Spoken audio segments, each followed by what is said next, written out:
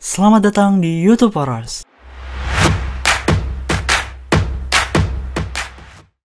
Satu dekadian ke belakang itu aplikasi itu udah berubah banyak, udah berubah secara dramatis dari yang awalnya monolitik decade ago and still valid. Apps were monolithic, built on a single stack such as .NET or Java, long life, deployed to a single server. Jadi beberapa tahun ke belakang dan masih dipakai juga sekarang itu kebanyakan aplikasi itu dibuat secara monolitik. Maksudnya monolitik itu dia digabung jadi satu server besar gitu, di dalamnya langsung dimasukin semuanya ya, kayak yang biasa dipakai sekarang juga masih banyak sebenarnya. Kemudian nah lanjut. Oke. Benefit of monolithic: mudah untuk di-develop, di-test, deploy, dan scaling. Mudah untuk di-develop karena kebanyakan alat dan IDE-nya itu secara default udah support dengan jenis aplikasinya. Kemudian mudah untuk di-deploy karena semua komponennya itu jadi satu server gitu contohnya. Terus juga mudah untuk di-scale the whole application. Maksudnya semua aplikasi ini juga mudah diperbesar ya, misal mau dibesarin lagi. Oke, lanjut aja. Kekurangannya monolitik itu cukup susah untuk di maintenance karena semuanya jadi satu bundle. Terus misal satu komponen gagal, itu bisa mengakibatkan semua sistemnya juga ikut gagal karena jadi satu juga tadi. Lalu cukup susah untuk memahami dan membuat patch perbaikan untuk aplikasi monolitik. Kemudian adaptasi ke teknologi barunya juga cukup challenge. Apple itu cukup menantang dan membutuhkan waktu lama untuk startupnya karena semua komponennya itu butuh di start satu persatu. Nah, sekarang di di hari ini ya, sekarang maksudku, apps are constantly developed, built from loosely coupled component. Newer versions are deployed to a multitude server. Jadi sekarang kebanyakan aplikasi itu pakai skema microservice. Jadi enggak jadi satu bundle server gede gitu dimasukin semuanya, enggak, tapi dipisah-pisah. Jadi ada ada server khusus untuk misal data storage, server khusus untuk uh, Nginx-nya, terus MySQL-nya terpisah. Jadi ada sendiri-sendiri. Nah, ini maksudku microservice arsitektur. Jadi tiap tiap komponen itu bisa dibedakan servernya, bisa dibedakan tempatnya. Misal ada katalog service sendiri, review service dipisah sendiri, order service juga terpisah sendiri.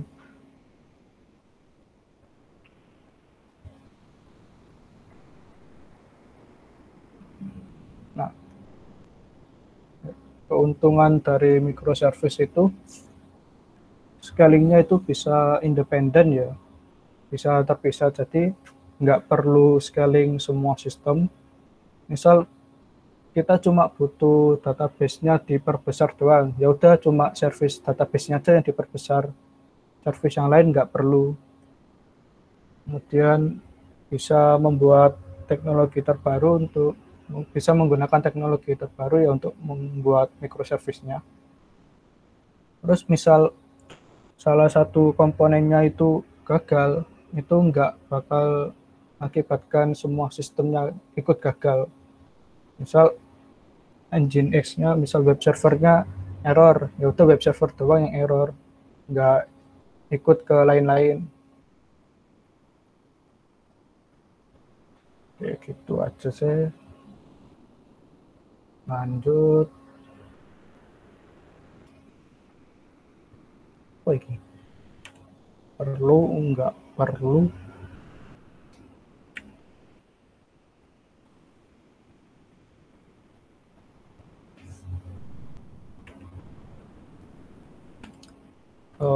Aku jelasin dari sini dulu mungkin ya. The challenge of distributed app. Nanti sekarang karena aplikasi sudah sangat besar, sangat luas banget, penggunaannya juga sangat luas, terus data yang diolah juga sangat banyak ya, jadi butuh macam-macam. Ini sini urutan developing sebenarnya dari yang pertama development, kemudian test and quality assurance, kemudian masuk ke production. Setelah production bisa di scale out.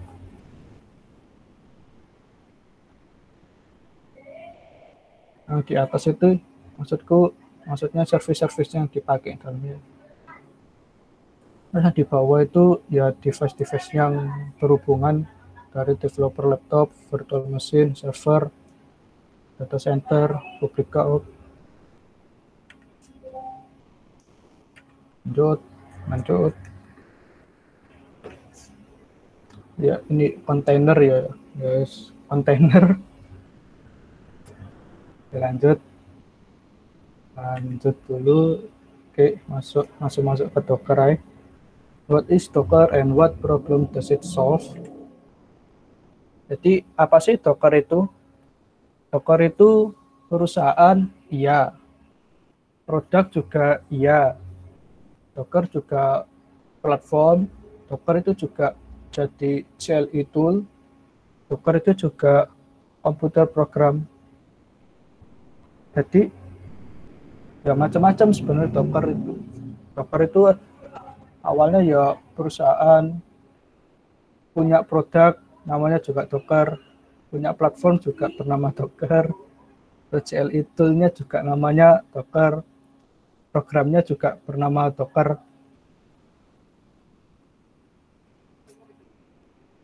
Oke, jadi apa sih Docker itu? Docker itu salah satu container manager. Sebenarnya selain Docker juga ada beberapa container manager lain. Cuma yang paling sering dipakai ya Docker ini. Jadi gunanya Docker itu ya untuk sebagai container manager untuk standardized packaging for software and dependency, untuk mengisolasi aplikasi dari satu sama lain, dan share the same OS kernel, work for all major Linux distribution, container native to Windows service. Jadi apa ya, nggak perlu sih. Lanjut aja. Oke, ini produk Docker. Ada Docker Hub. Ini semacam apa ya? Mungkin bisa dibilang semacam GitHub gitu, tapi khusus buat Docker image. Terus ada aplikasi Docker for Mac, Docker for Windows. Sayangnya di Linux nggak ada ya yang GUI, yang langsung dari Docker. Kemudian untuk server dan cloud ada Docker Community Edition, ini yang bakal kita bahas nanti. Terus ada Docker Enterprise Edition. Terus untuk ekosistemnya ada Docker Certified.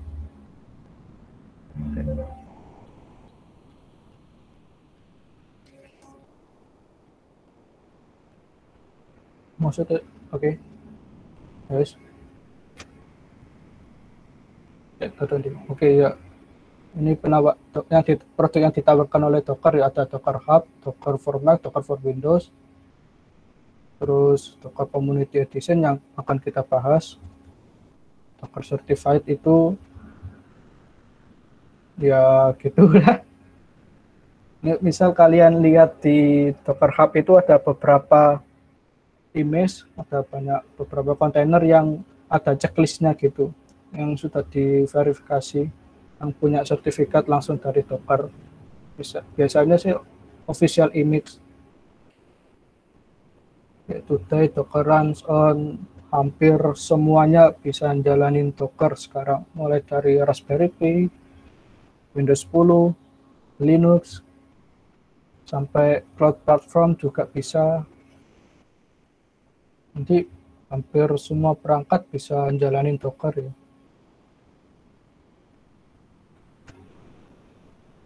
Traditional software development workflow without Docker.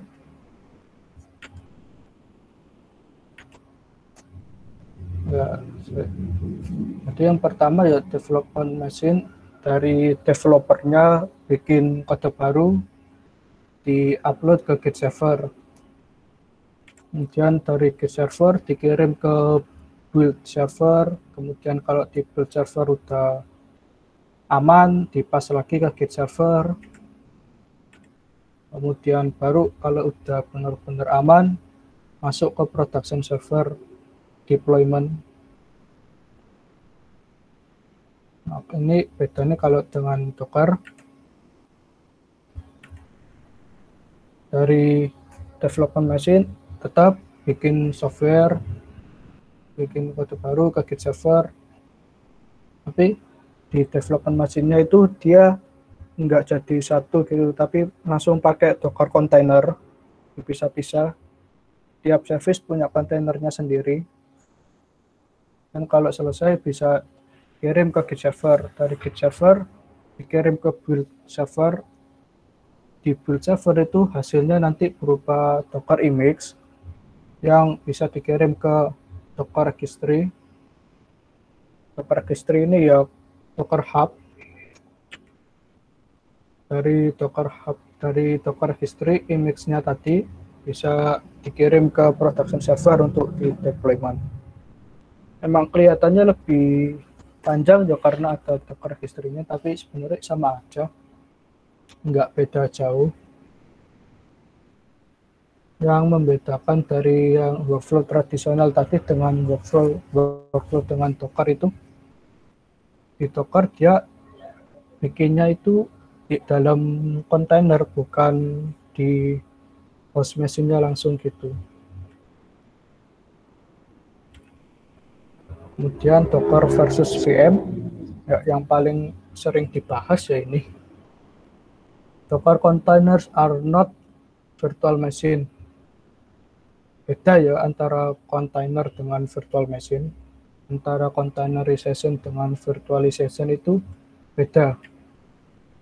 Analoginya itu misal virtual machine itu rumah dan Docker container itu hotel. Kalau virtual machine itu anggaplah perumahan. Di dalam perumahan itu kan ada rumah sendiri-sendiri. Di dalam rumah kan tiap antar rumah itu terpisah semuanya, tapi di dalamnya sebenarnya ada yang sama kan. Pasti tiap rumah itu pasti punya ruang tamu, kamar tidur, kamar mandi, dan sebagainya. Sementara kalau kontainer itu lebih mirip sama hotel. Jadi dia itu tetap satu gedung utuh. Beda dengan perumahan kan, kalau perumahan tadi kan tiap rumah itu terpisah-pisah tapi masih dalam satu kompleks. Kalau kontainer itu dia tetap satu gedung utuh. Ini satu host system. Di dalamnya tiap kamar hotelnya itu servisnya. Jadi terpisah-pisah antar servis, tapi dia masih dalam satu gedung, dalam satu host system yang sama. Dan tiap servis tadi nyambung ke lobby yang sama. Kalau di hotel kan kayak ada lobbynya gitu kan ya, semuanya gabung di situ. Di kontainer semacam itu. Terus ini lanjut Docker container versus virtual machine. Kalau virtual machine itu dia ada yang namanya hypervisor untuk bedakan tiap OS. Terus di dalam virtual machine itu dia pakai OS terpisah, base OS maksudnya. Jadi ada infrastruktur, di atasnya, di dalamnya itu ada guest OS-nya lagi. Tiap service itu punya OS-nya sendiri-sendiri. Jadi misal ada 3 service mau dibikinin virtualization pakai 3 OS, ya berarti total ada 4 OS di dalam sistem. OS utama dan 3 guest OS tadi. Beda dengan kontainer. Kalau kontainer itu dia nggak perlu guest OS, jadi dia ngambil resource-nya langsung dari infrastruktur utamanya, dari host machine-nya. Ada yang namanya container engine yang nge-manage tiap service, maksudnya tiap kontainer itu punya satu service ya idealnya. Jadi nggak ada resource yang kebuang untuk base OS. Ini lebih sederhana gitu, dan nggak berat banget dibanding virtual machine yang harus nge-startup sistem operasi lagi di dalamnya. Ini perbandingan antara Docker dengan VM. Untuk virtual machine, tiap VM menjalankan OS-nya sendiri-sendiri. Sementara Docker itu, kontainer itu cuma bagian dari sistem operasi utamanya. Kemudian virtual machine, boot up time-nya itu lama ya, bisa sampai menitan tergantung resource yang dipakai. Kalau Docker itu bisa instan langsung dalam detikan, karena Docker itu nggak perlu nunggu guest OS, nggak kayak virtual machine. Kemudian VM snapshot are used sparingly, ya gitulah. Terus VM snapshot are used sparingly ini maksudnya kalau virtual machine itu kita jarang pakai VM snapshot ya. Kalau di Docker, kalau kita bikin image baru, seringnya itu dibuat nambah di atasnya lagi, nambah lagi gitu. Jadi image yang dihasilkan lebih banyak di Docker. Kemudian not effective differential, not version control. Kalau di virtual machine karena dia sistemik ya kayak OS asli gitu, jadi nggak ada version controlnya. Misal ada kenapa-napa ya udah nggak bisa diapa-apain ya, kecuali bikin lagi. Kalau di Docker itu dia bisa dibuat version control, jadi tiap image-nya yang nambah-nambah terus tadi yang kayak dijelasin di atasnya itu bisa dibeda-bedakan. Jadi misal ada image A1 terus kita bikin lagi A1.1 bisa. Docker Hub itu kayak GitHub gitu loh. Kemudian virtual machine cannot run more than couple of VM on an average laptop. Ya, jadi laptop yang kentang pasti nggak bakal bisa jalanin banyak virtual machine ya, karena resource-nya butuh banyak, berat. Sementara kalau kontainer bisa menjalankan banyak kontainer karena nggak perlu OS, jadi resource-nya nggak kepake banyak. Kemudian only one VM can be start from one set of VMX and VM3 file.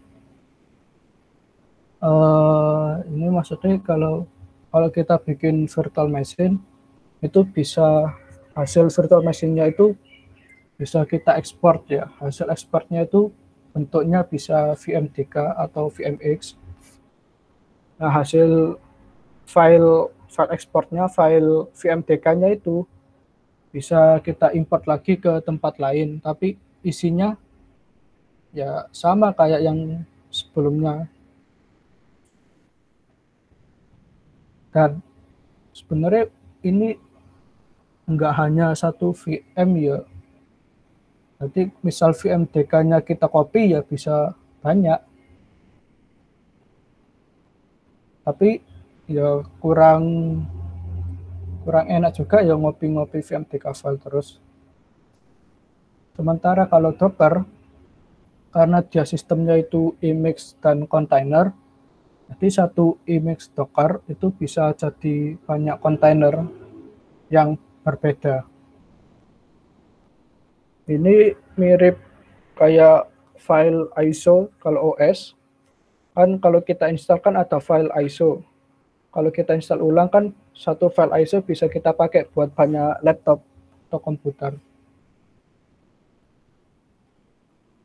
Terus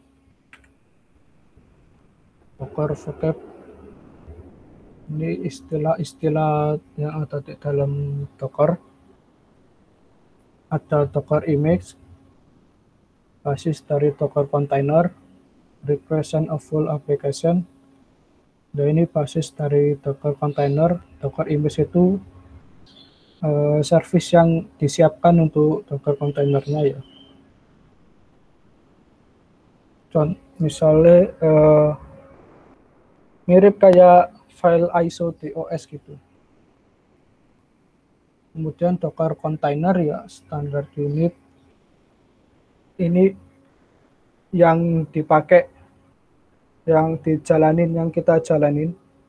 Service-service yang berjalan di Docker itu ada di dalam Docker container. Nah, tiap Docker container itu bisa dari satu Docker image yang sama, tapi isinya bisa berbeda. Kemudian Docker Engine ya ini program yang dipakai untuk membuat kontainer atau membuat image-nya, untuk ngedeploy kontainernya. Ya ini toolnya Docker Engine. Kemudian ada registry service. Ini Docker Hub, bisa dipakai untuk nyimpen image. Ini mirip kayak GitHub gitu, bisa dipakai untuk nyimpen data-data yang kita buat dari Docker. Nyimpen image-nya bisa kita taruh di registry service untuk kemudian dipakai di tempat lain, misalkan. Terus ini basic Docker CLI. Ini komen-komen Docker. Ada Docker pool untuk ngambil image dari registry. Kemudian Docker image ini untuk nge-list Docker image yang kita punya. Kemudian Dockeran untuk running container. Docker stop ya untuk stop container.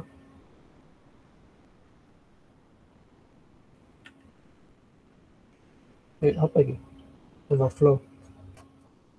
Build, ship, run. Ya, workflow aplikasi ya secara umum kan di sisi developer ada nge-build aplikasinya, kemudian nge-ship aplikasinya ke registry. Kemudian di sisi IT operation itu ngambil image dari registry untuk di running ke server atau ke tempat lain, untuk nge-manage juga dan untuk scaling juga. Terus ini Docker Hub akun, ini pakai kalau ini kalian butuhkan kalau misalkan mau ngambil ngirim image ke Docker Hub. Lanjut aja dulu. Kemudian ada Docker file. Docker file itu file yang dipakai untuk nge-build Docker image. Nah, ini aku ambil dari punyanya Mas Rizal ya, karena aku lupa bikin, males bikin sebenarnya.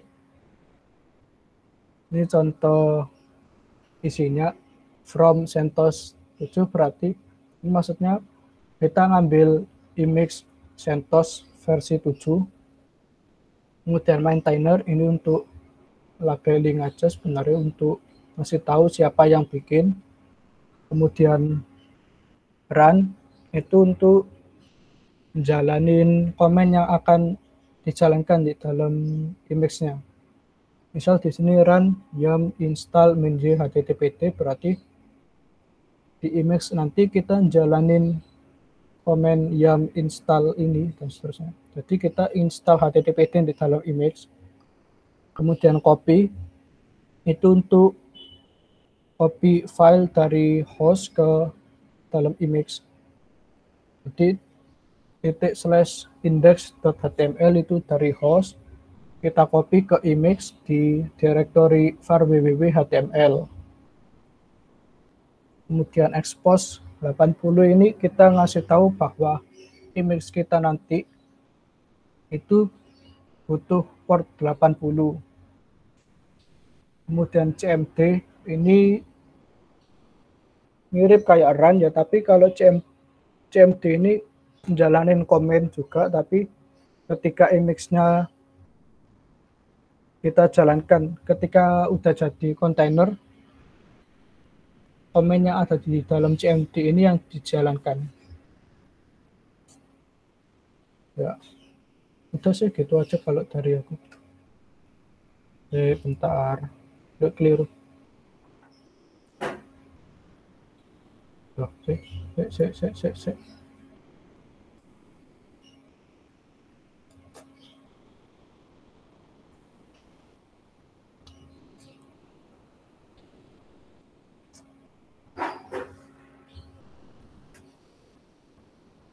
Ada yang mau ditanyain dulu nggak? Sebelum aku lanjutin ke CLI-nya. Ini kelihatan kan ya? Kelihatan. Ya, adikku ngomong tahu-tahu kak metu. Terus lanjut aja.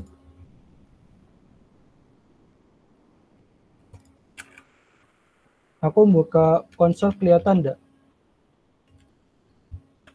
Aman, kelihatan kok. Aman kelihatan. Iya, jadi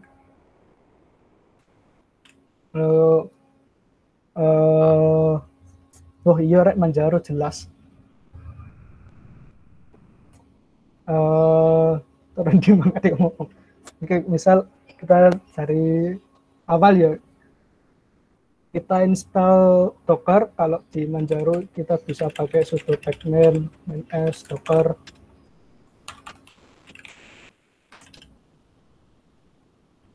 Dan nggak perlu install karena udah ada. Kalau di Ubuntu bisa cari sendiri caranya.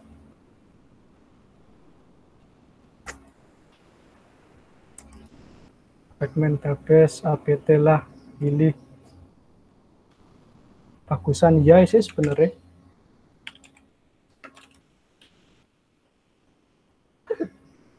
Misal terus karena aku udah install, aku bisa langsung jalanin Docker di sini.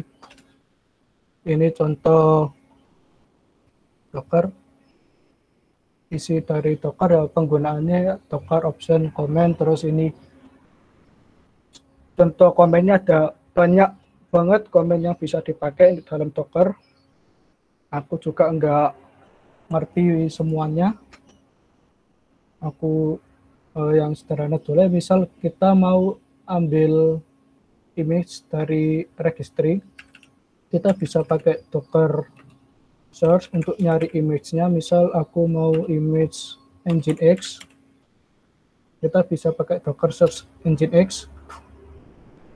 Nah, tuh muncul semuanya banyak.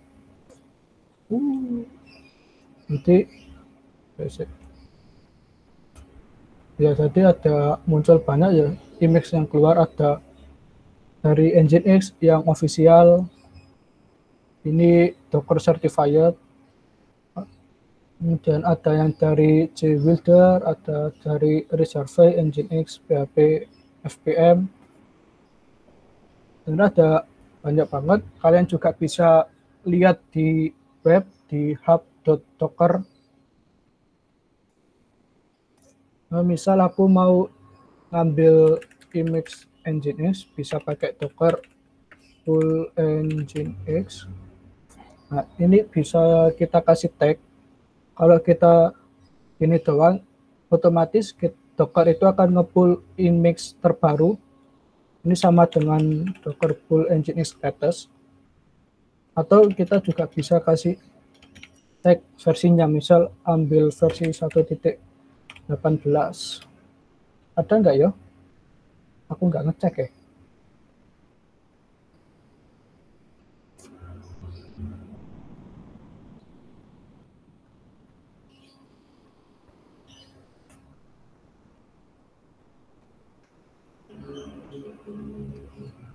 Ambil.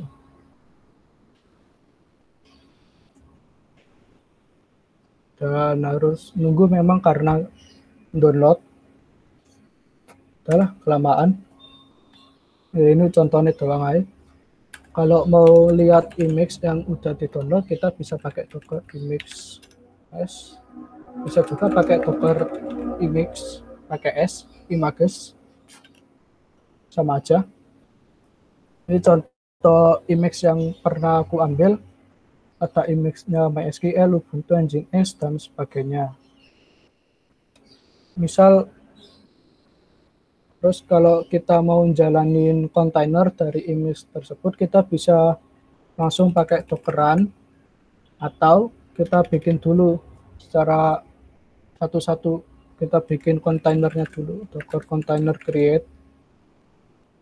Aku jalanin yang Dockeran dulu. Dockeran, aku liatin komennya dulu. Ada banyak juga komen yang bisa dipakai di Dockeran. Nggak cuma ngeran doang. Di Dockeran itu kita juga bisa ngasih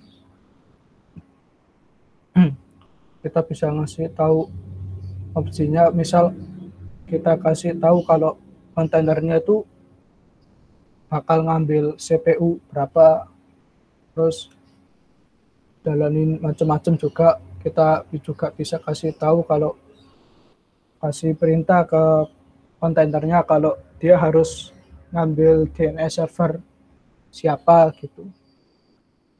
Kita juga bisa ngirim environment variable ke kontainernya pakai min environment, atau bisa ngirim berupa file juga environment variable-nya, dan macam-macam. Kita juga bisa ngasih batasan memori ke kontainernya. Misal dari RAM 8 GB kita kasih ke kontainer 1 GB doang, bisa. Terus ada min-p, ini untuk ngasih tahu kontainer port berapa yang bakal dipakai. Ini lebih ke arah port forwarding sebenarnya. Jadi kita kasih tahu kontainernya itu bakal pakai port berapa di kontainer, port berapa di host, dan terusnya. Misal langsung aja yang paling sederhana, Dockeran Nginx.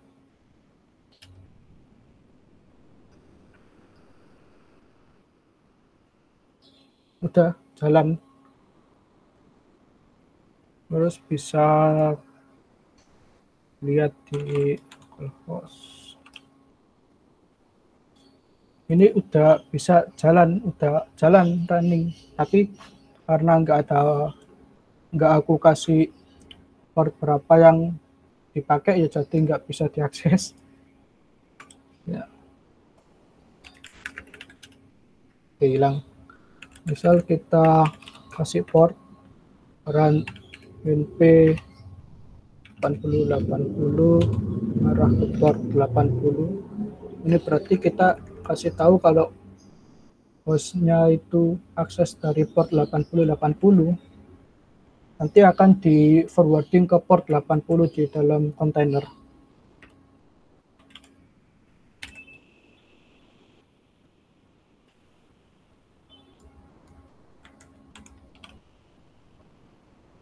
Nah, aku akses masuk ke localhost 8080, langsung kelihatan kan ya. Oke. Nah, tuh masuk, aku akses dari localhost port 8080. masuk ke Nginx-nya. Oke, stop. Dan karena aku tadi nggak ngasih perintah dites, jadi muncul lognya langsung muncul kayak gitu ya. Kan nggak enak juga. Kita bisa pakai int min p.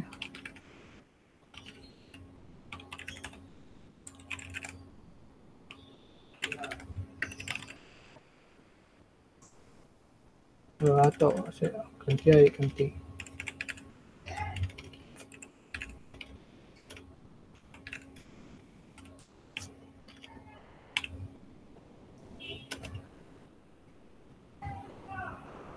Nah, jadi ini maksudnya kita ngerunning image MySQL 8, kita kasih nama container MySQL, kita kasih port, ya aku salah ngasih port, sebenarnya nggak masalah ya, VPN di master masih port MySQL nya. Kita kasih port 3306, akses ke 3306 di dalam kontainer, kemudian kita kasih main ini di text, jadi nggak nampilin std out kayak yang tadi, tapi ini jalan nggak ya, perasa nggak jalan. Nah kan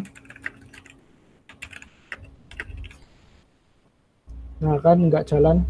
Kenapa nggak jalan? Karena MySQL kan butuh environment root password ya, nggak aku kasih. Oke, kita lanjut ke environment. Misal kita kasih dia. Nah, kan MySQL butuh root password biar bisa jalan. Kita bisa pakai command min e, terus kita kasih environment-nya. Misal password dan min p, namanya aku kasih container MySQL 3, image-nya tetap MySQL 8.0. Ya kalau untuk ngecek kontainer yang jalan bisa pakai Docker PS ya, yang kayak PS di Linux. Nah, udah jalan. Ini berarti kontainer ID-nya namanya 619 bla bla bla. Image-nya pakai MySQL versi 8.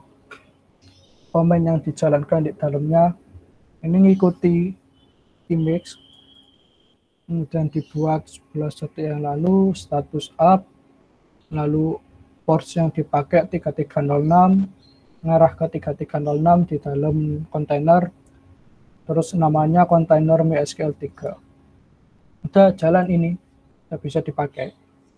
Terus gimana kalau misal kita mau akses ke dalam MySQL-nya, kita bisa pakai docker execute. Cara docker exec, terus ya aku kasih tahu headnya. Nah, kalau kita mau masuk ke dalam kontainer, kita bisa pakai docker exec min interaktif min tty, terus nama kontainernya misal ke MySQL tadi, docker exec interaktif, pakai sudo tty, pakai terminal, kemudian nama kontainernya tadi apa ya, terus komennya, maksudnya komen itu kita masuknya itu bisa pakai win/sh atau kita langsung pakai komen MySQL.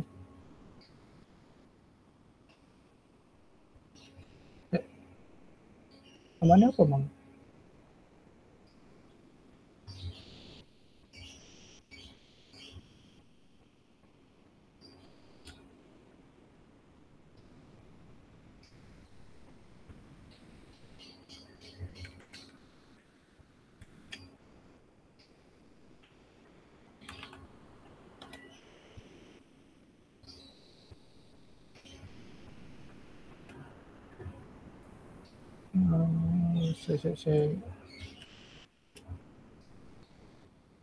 Bener kan?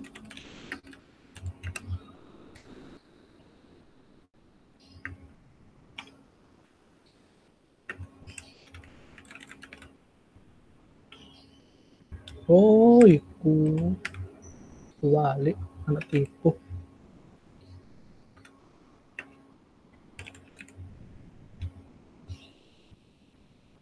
Ya, denied karena enggak aku kasih tahu user salah password.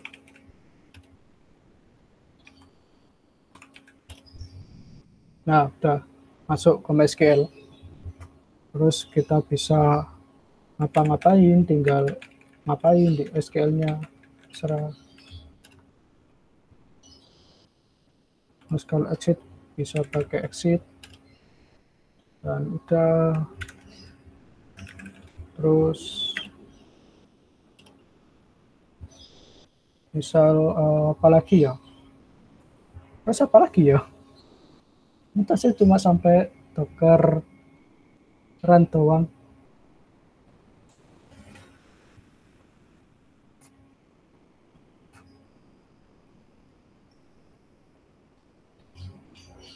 Oh iya ya, docker file. Aku punya docker file enggak ya?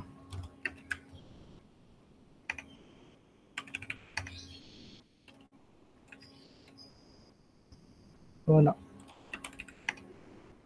Ini contoh docker file yang pernah aku buat.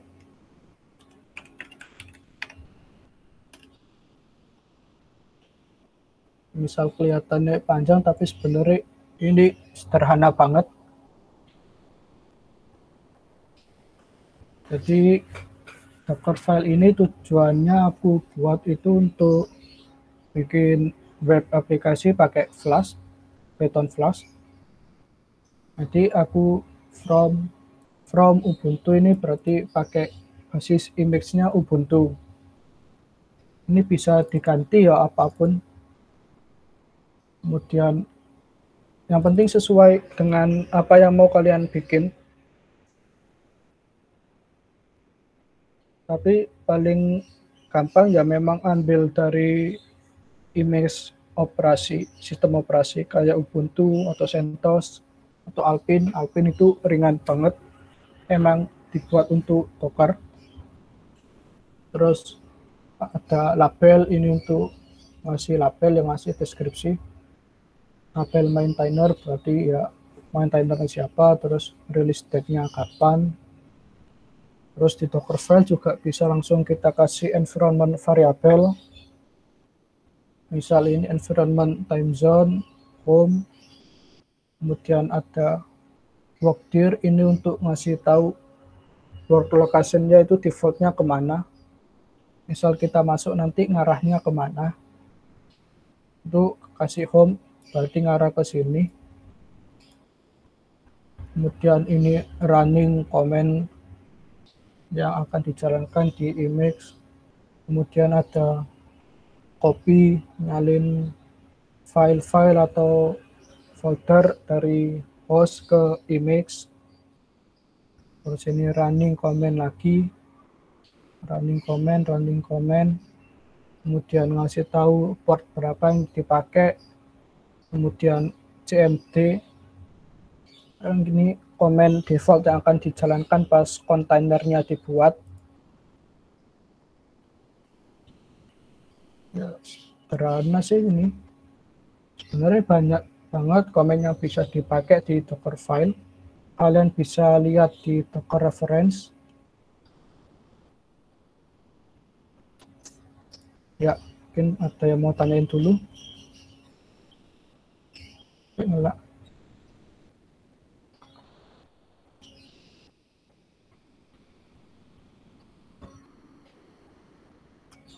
Enggak ada ya, kita coba nge-build Docker filenya.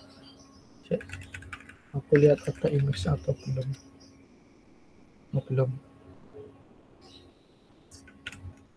Kalau caranya nge-build Docker file itu kita bisa pakai command docker build. kemudian kasih tag name. Misal aku kasih tag name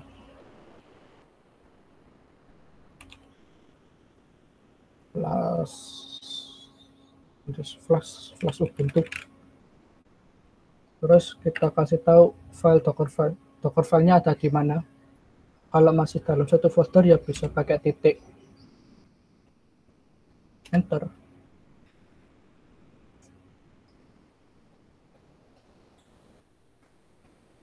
Dan karena ini nge-build dari awal ya, jadi harus download dulu, harus install dulu. Jadi mungkin agak lama.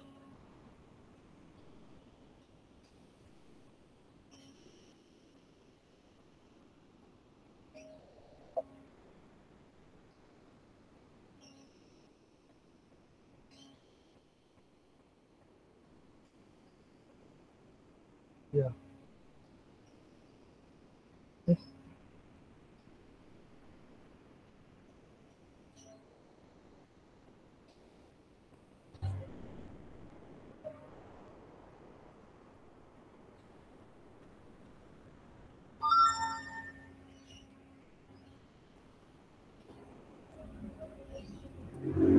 Info di Docker itu nggak ada sistem CTL, nggak ada sistem D. Jadi kita nggak bisa pakai sistem CTL restart. Untuk ngakalinya ada supervisor ini untuk ngakali sistem CTL.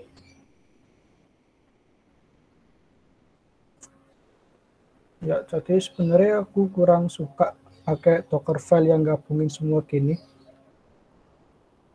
Karena harusnya Docker itu dibuat satu kontainer, satu service. Jadi ada satu misal kayak ini harusnya ada satu kontainer sendiri untuk apa namanya? Satu kontainer sendiri untuk web server, satu kontainer sendiri untuk flash, satu kontainer sendiri untuk database. Bagusnya kayak gitu dibanding digabung jadi satu kontainer. Kalau semuanya digabung jadi satu ya apa bedanya sama monolitik. Ya aku jarang banget pakai Dockerfile. Lebih enak pakai Docker Compose. Terus Docker Compose mungkin kapan-kapan aja.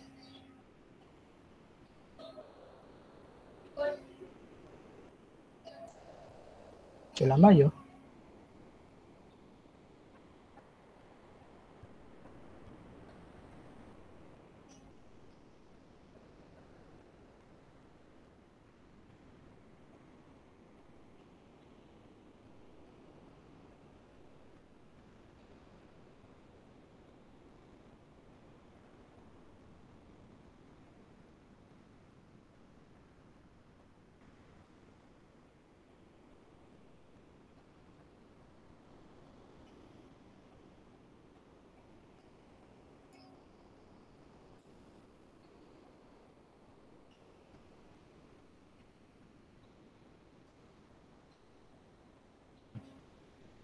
Udah selesai.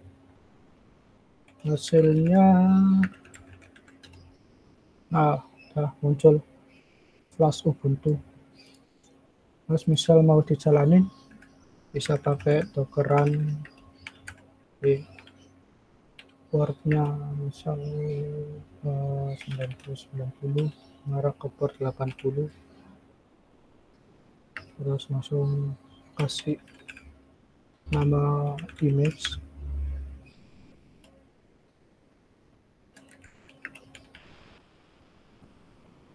Nah udah jalan image flash Ubuntu. Misal dicek,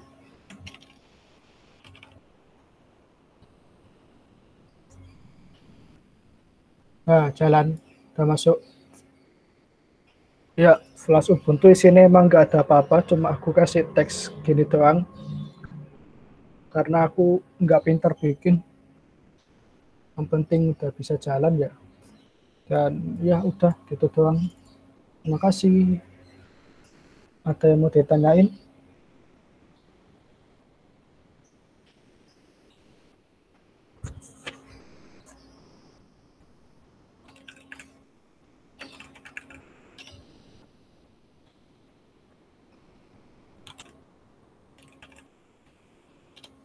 Ya, kalau ada yang penasaran Docker Hub itu kayak gimana, ya isinya gini.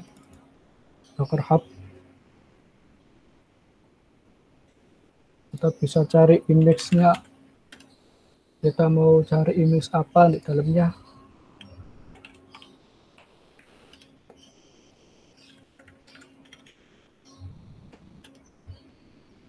Nah, engine EXP, HP, FPM, misal contoh.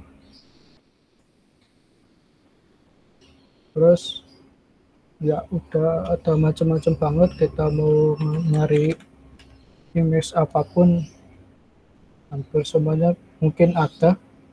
Kalau Apache di sini jadi HTTPD, di sini cara ngambilnya juga dijelasin. Di sini ada Docker Pool HTTPD, kemudian kita juga bisa lihat tab-nya, ada tab apa aja, versinya apa aja, ada tab latest, Alpine, bisa kita pilih mau ngambil yang mana, menyesuaikan kebutuhan.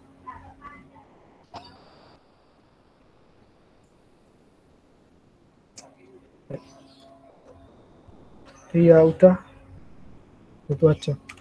Oke.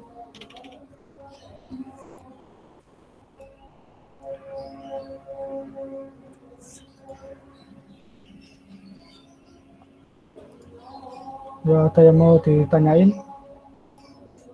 Mas Rizal? Mas Rizal ngapain tanya? Enggak. Sudah mantep tuh. Tanya Mas. Mas Rizal, ngapain tanya ya? Mas Rizal ingin ngajari aku. Waduh. Gak tau mau nanya apa juga. Ya,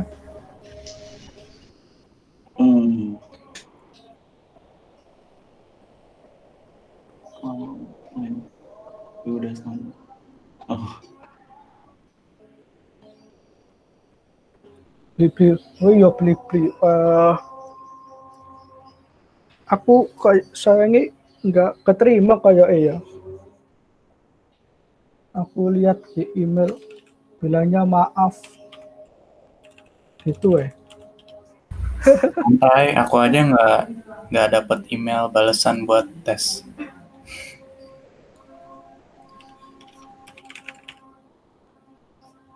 Itu ada balasan dari sananya. Iya, nggak keterima kayak ya aku. Unfortunately, after exploring your profile further, we are sorry to inform you that you are currently not suitable for the position. Ya, begitulah.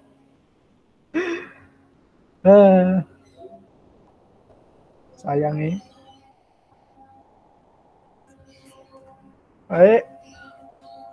Baik gagal di tes kemarin aku.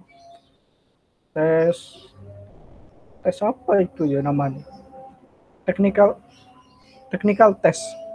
Akan di situ kayak aku aja gak dibales.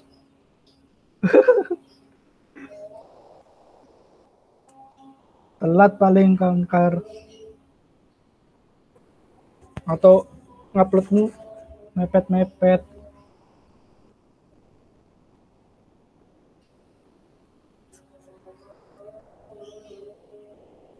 Technical test ngapain? Enggak, tanggal 7 ya. Technical testnya tanggal 7 deh kalau nggak salah. Tanggal 7 kemarin. Itu kayak dikasih soal logika, soal matematika gitu. Dan dadak tadi ya aku nggak ada persiapan sama sekali, tiba-tiba dikasih batasnya jam 6 sore. Ya wis. Anjir, emang nggak ada pemberitahuan dulu sebelumnya? Ada sih kayak cuma nggak kelihatan ketimbun sama email yang lain. Ya, paham.